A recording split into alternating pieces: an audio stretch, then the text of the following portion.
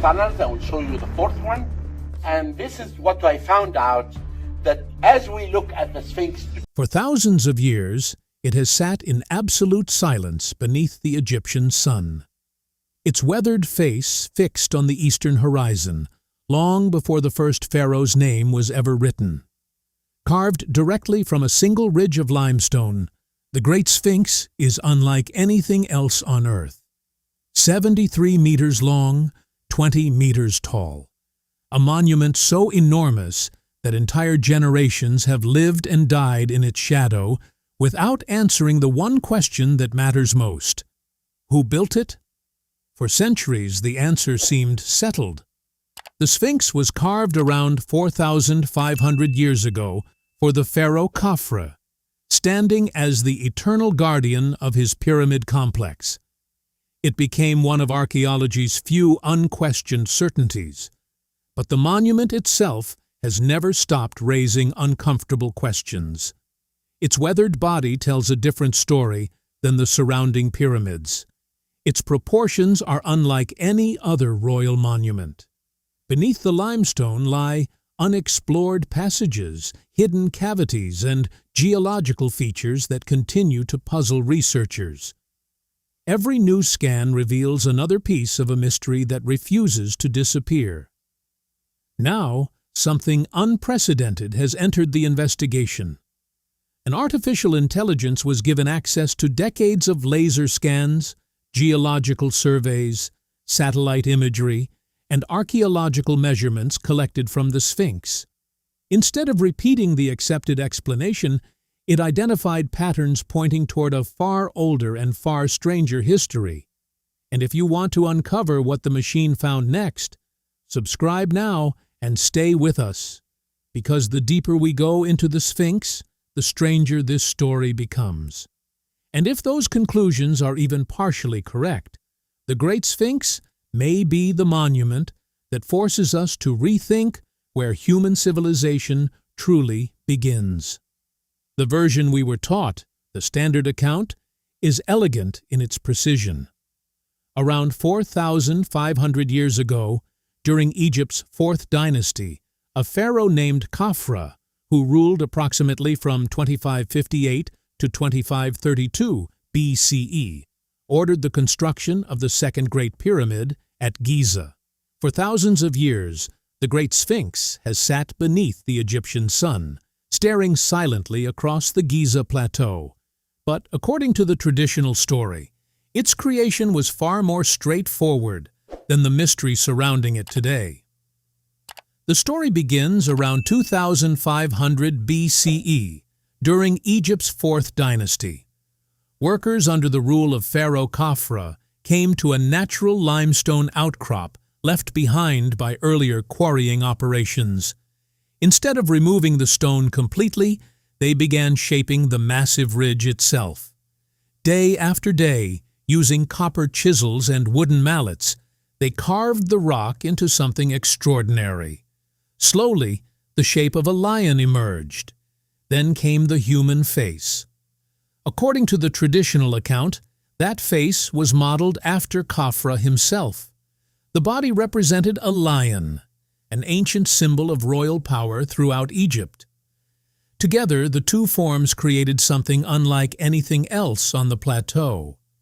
A colossal guardian, half man and half beast, forever facing the rising sun. The purpose seemed equally clear. The Sphinx stood within Khafra's architectural complex, watching over the sacred landscape surrounding his pyramid and tomb. It was meant to guard the pharaoh's eternal resting place, staring toward the eastern horizon for eternity. For centuries, the evidence appeared convincing. One of the most important pieces came from a much later ruler. Around 1401 BCE, Pharaoh Thutmose IV erected a stela between the Sphinx's paws. According to the story recorded there, the monument had appeared to Thutmose in a vision. The inscription referred to the Sphinx as an image of the solar deity. Then, there was the archaeological context itself. Mark Lenner, founder of the Ancient Egypt Research Associates, spent more than a decade excavating at Giza. After examining the monument and its surroundings, he concluded that the geological and archaeological evidence strongly supported a 4th dynasty date. The traditional picture seemed complete. A few thousand workers, copper chisels, wooden mallets, a massive limestone outcrop. Around 2500 BCE case settled, or so it seemed, because there was something inside the stone that refused to fit neatly into that story. Something that had been sitting there the entire time. Something that could not be explained away simply by pointing to a pharaoh. The problem was water. Stone remembers. And if anyone looked closely at the body of the Sphinx and the walls of the enormous enclosure carved around it, the limestone appeared to be telling a very different story. The surfaces did not look exactly like what a geologist would expect from a monument that had spent most of its existence in a desert. Desert weathering leaves recognizable fingerprints. Wind-driven sand attacks stone horizontally, scraping and scouring the surface and leaving behind a rough, pitted texture with a directional pattern. Salt creates another signature. As salt crystals grow inside the pores of limestone, they slowly expand and fracture the rock from within, producing a crumbling, pock-marked surface. But the Sphinx enclosure walls seem to display something different. Instead of simple horizontal abrasion or salt damage, there were deep vertical channels running down the limestone. The grooves were rounded and undulating, flowing downward in waves, and as they descended, their shapes softened. To those who argued for an alternative explanation, the pattern looked remarkably similar to the signature left behind by sustained rainfall. Not one enormous flood, not a sudden flash of water, something much slower. Rain falling against the stone season after season, year after year, century after century. The observation was not new. French scholar René Schwaller de Lubitsch had publicly raised the idea in his 1961 work.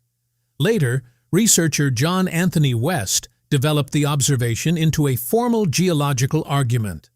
Then, in 1991, the debate entered a much larger scientific arena. Robert Schoch, a geologist from Boston University, presented his findings at the annual meeting of the Geological Society of America. Schoch had personally examined the walls of the Sphinx enclosure and compared their erosion patterns with known geological weathering signatures. His conclusion was direct. The primary weathering appeared to have been caused by precipitation. But that created a much bigger problem. The kind of sustained, heavy rainfall capable of producing those patterns was not something the Giza Plateau had experienced in meaningful quantities during Khafra's lifetime. In fact, the argument pushed the rainfall much further back, at least as far as 5000 BCE and possibly earlier. Egypt today is a desert, but it was not always this way. Thousands of years ago, much of North Africa was dramatically different. The period known as the Green Sahara transformed the region into a landscape of grasslands, lakes, rivers, and greater rainfall. That wetter world eventually disappeared. The final phase ended around 3500 BCE, while the heaviest rains had begun fading even earlier. And that created the uncomfortable question. If rainfall had carved those deep, rounded grooves into the limestone, then the Sphinx would have needed to be standing there while those rains were still falling.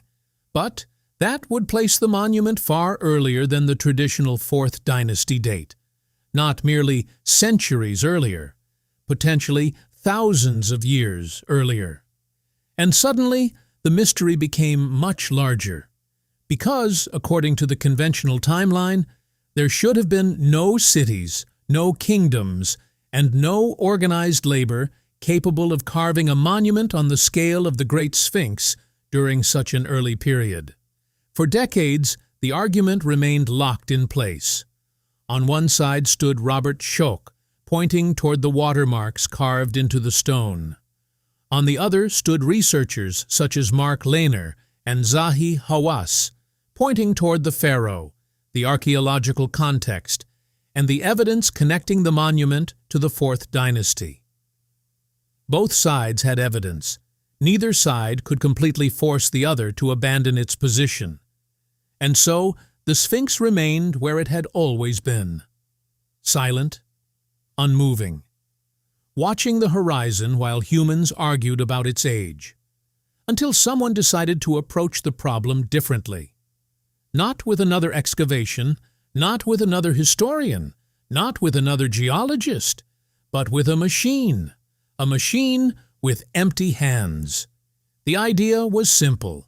Instead of asking researchers who already had years of work invested in one explanation to settle the argument, they would give the evidence to an artificial intelligence and see what patterns it could find. The system they turned to was Grok, the artificial intelligence developed by Elon Musk's XAI company. The attraction was not that a machine could magically reveal the truth. It was something much more basic. A machine did not have a career invested in the answer. It did not have a grant to protect. It did not have decades of published research that might need to be quietly revised if the stone turned out to be older than the accepted story. It could approach the measurements without having spent a lifetime defending one particular conclusion. The machine arrived with empty hands, and that meant they could give it everything.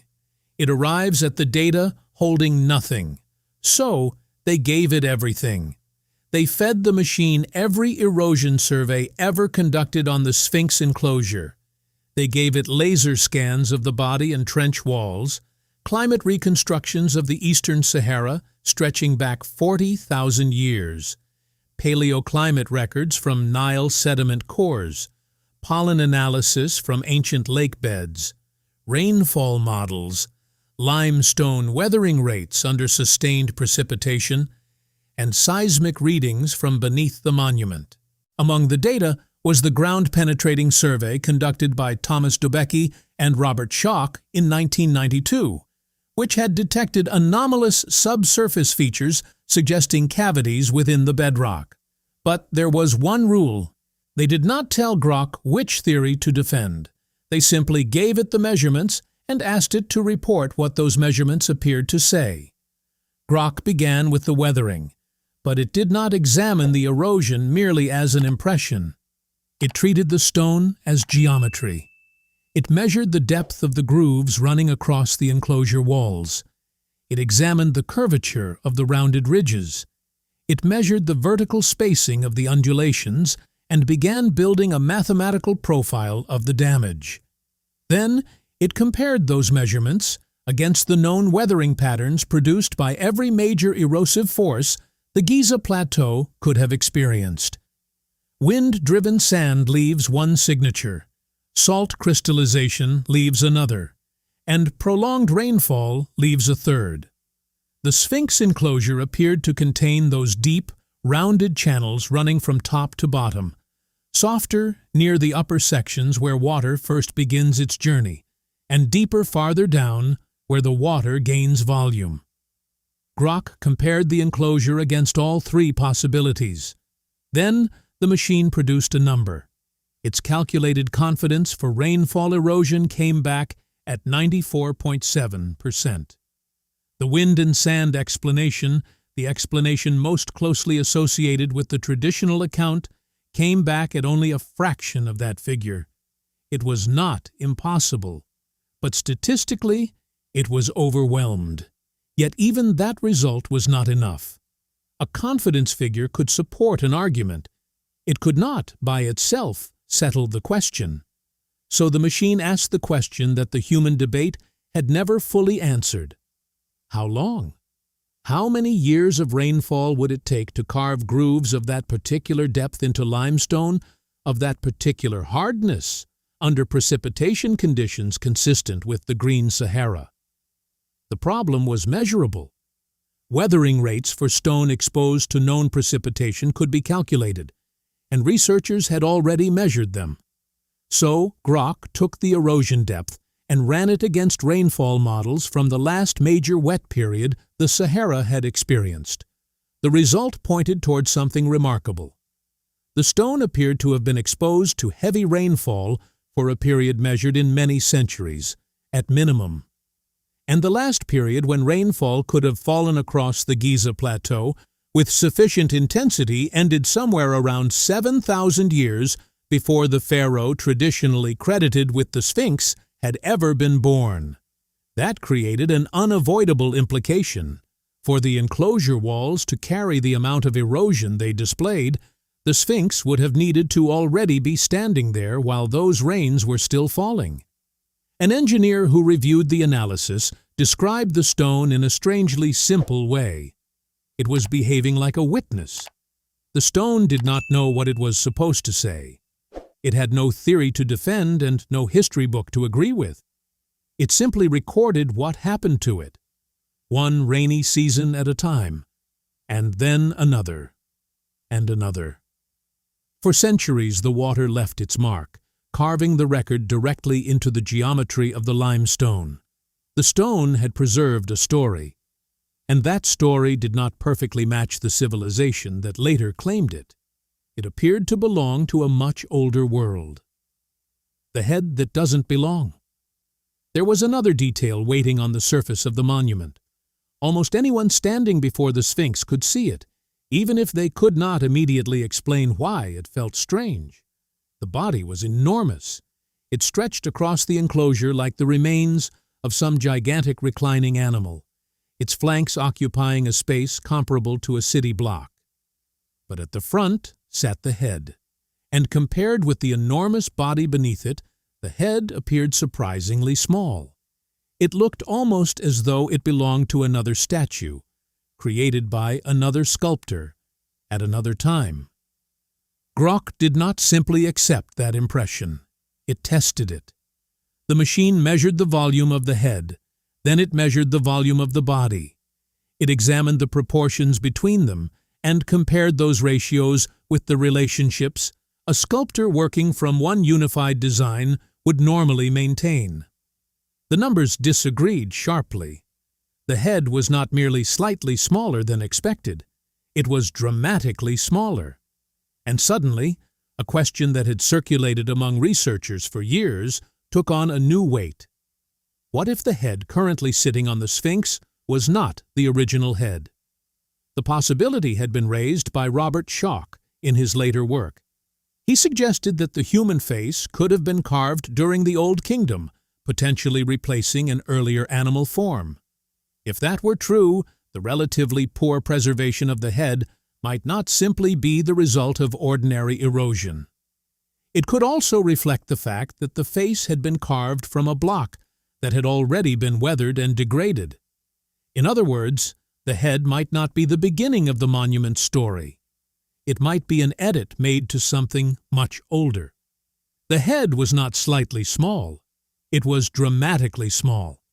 If the original figure had been carved according to correct anatomical proportions, the head would have needed to be several times larger than the one standing there today. And that raised a question that was simple, unsettling, and, once heard, almost impossible to dismiss. What if the head currently sitting on the Sphinx was not the original head? Robert Schoch had raised precisely this possibility in his later work. He suggested that the human face may have been carved during the Old Kingdom, replacing an earlier animal form. And if that was true, the head's relatively poor preservation might have had another explanation. It was not simply erosion. The face may have been recarved from a block of stone that had already been degraded by centuries of exposure. The head, in other words, may have been a renovation.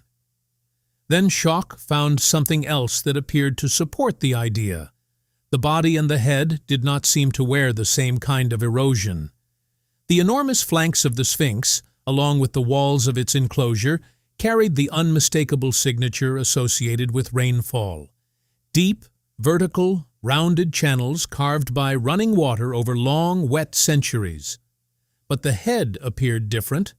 Its weathering profile was sharper, drier. Its surface showed the kind of wear associated with wind and blown sand, the slow scouring of a form through long, arid ages. It was as though two different climates had touched two different parts of the same monument. And that created a remarkable possibility. Perhaps the two parts had been shaped at two different times. The body had been exposed to the rains. The head had not. The face, in that scenario, was an edit made to a monument that was already ancient when the editing took place. Then shock modeled what the original volume of the monument might have looked like. And the result was even stranger. The reconstructed proportions did not produce a human head. They produced something else. The proportions matched a correctly scaled leonine head resting atop the leonine body, a lion from nose to tail, an animal complete and whole. The age. The lion was watching. Hold that image for a moment. A complete lion, carved into the stone and staring toward the eastern horizon. Because the machine was about to ask a question no human researcher had formally completed in quite the same way. Not when would a lion have made sense artistically, but when would a lion have made sense astronomically? The Sphinx faces due east. Its gaze points toward the exact region of the horizon where the sun rises on the morning of the spring equinox. Multiple independent calculations have confirmed this alignment to the arc minute, but the sky does not remain fixed. The stars slowly move across the celestial background in a phenomenon known as the precession of the equinoxes. It is caused by a gradual wobble in Earth's rotational axis, shifting the backdrop of stars against which the sun appears to rise by approximately 1 degree every 72 years. A complete precession cycle takes approximately 25,920 years, and each zodiacal constellation occupies the equinox sunrise position for roughly 2,160 years. So Grok did something remarkably simple. It ran the sky backward. It rewound the heavens above the eastern horizon of Giza, moving through the equinoxes one after another, searching for the moment when a lion would have appeared in the Sphinx's direct line of sight at the precise moment of dawn. Then the calculation reached a particular window, approximately 10,500 to 8,000 years before the present. The Age of Leo. For roughly 2,500 years, the constellation of the Lion rose with the equinox sun low and burning over the eastern horizon in precisely the direction the Sphinx had been facing. The image was almost impossible to ignore. A lion on the ground, a lion in the sky, one looking directly toward the other. The connection itself was not entirely new. Graham Hancock and Robert Bauval had proposed the same astronomical relationship in their 1996 book, The Message of the Sphinx. But Grok, working from the underlying astronomical data, independently reproduced the basic calculation. And suddenly, the Sphinx could be viewed in an entirely different way. It was no longer simply a statue of a ruler with the body of a lion. It could be interpreted as a monument locked into a specific astronomical window, a monument connected to the Age of Leo, a window that had closed thousands of years before the first pharaoh ever drew breath, a lion carved into the earth, staring toward the place where its celestial counterpart once rose with the dawn. The astronomer who reviewed the figure stared at the result and came to a striking conclusion. He argued that the probability of a randomly oriented monument happening to face its own symbolic counterpart during the very celestial age associated with that symbol was, purely by accident, effectively zero. And that left the story standing at a crossroads. Either this was one of the most extraordinary coincidences in the entire history of human construction, or someone standing in that desert roughly 10,000 years ago knew exactly where the constellation of the lion would rise on the morning the year turned. Someone had carved a lion, someone had positioned it toward that celestial lion, and someone had left it there as a marker. A clock built into the landscape, a clock set to the sky's own calendar, ticking silently in stone, until another civilization eventually rebuilt enough mathematics to understand what it was pointing toward. The grid beneath the story. But a marker is only useful if it points toward something. So Grok did not stop with the Sphinx. After anchoring the monument to the age of Leo, the machine turned outward. It began examining the ground beneath the monument and then expanded its search across the wider world, looking for other ancient structures that might have been positioned according to the same forgotten celestial reference. Beneath the Sphinx's paws, the 1992 seismic survey had already identified something unusual. A chamber-shaped void appeared to exist within the bedrock, measuring approximately 9 meters by 12 meters. Grok cross-referenced the location of that suspected void with the equinox alignment. The position appeared to sit almost directly on the same axis line. It was as though whatever the Sphinx was watching on the distant horizon had a hidden mirror buried beneath its own feet. Then the machine widened the frame again. It began looking beyond Egypt. Across the world, ancient structures had been aligned with important solar events. When Grok plotted those sites onto a single map and began measuring the geometric relationships between them, the result did not look like random noise. It appeared to show agreement. Again and again, the same handful of angular proportions seemed to repeat from site to site. It was almost as though the monuments had been positioned against a single underlying reference, a template that no surviving civilization had ever clearly described. The machine's map began filling with ancient locations. First came Göbekli Tepe in southeastern Turkey, carbon dated to approximately 9,500 to 8,000 BCE. It is considered the oldest known monumental structure in the archaeological record, predating Stonehenge by more than 6,000 years. Its builders had created monumental architecture at a time when, under the standard account, they should not have possessed the social organization or technological knowledge required for such a project. And then came another mystery. Around 8,000 BCE, the builders themselves deliberately buried the site. Why they did so remains unknown. Thousands of miles away, another monument appeared on the map. Sacsayhuaman in Peru. There, enormous polygonal stones, some weighing as much as 360 tons, were fitted together with extraordinary precision. The stones interlocked so tightly that no mortar was required, and a knife blade could not be inserted between the joints. The tolerance was so precise that modern engineers have struggled to explain how such work could have been achieved using technologies plausibly available to pre-Columbian builders. Then there was Stonehenge, standing on the Salisbury Plain. Its famous bluestones had been transported from Wales, approximately 240 miles away. Archaeoastronomers have confirmed its solar alignments, while construction began around 3000 BCE, even though evidence suggests the site itself may have been used much earlier. Grok placed all of these locations into the same analytical framework. Then it measured the angles. The machine did not find randomness. It found agreement. The same handful of angular proportions appeared repeatedly from one site to another. It was as though each monument had been positioned against the same underlying reference system, following a template that no surviving civilization had ever explicitly described.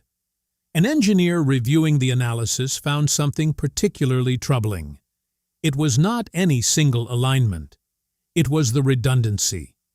One site pointing toward the equinox dawn could simply be a sunrise. Two sites sharing an alignment might still be coincidence. But what if a dozen sites, scattered across different continents, and separated by thousands of miles and thousands of years, shared not only the same solar target, but also similar internal proportions and relationships to specific stellar positions? At that point, the pattern seemed harder to dismiss. That was not necessarily culture spreading from one place to another. It could instead suggest a template being followed. And if there was a template, there had to be an original. Someone had drawn the plan first.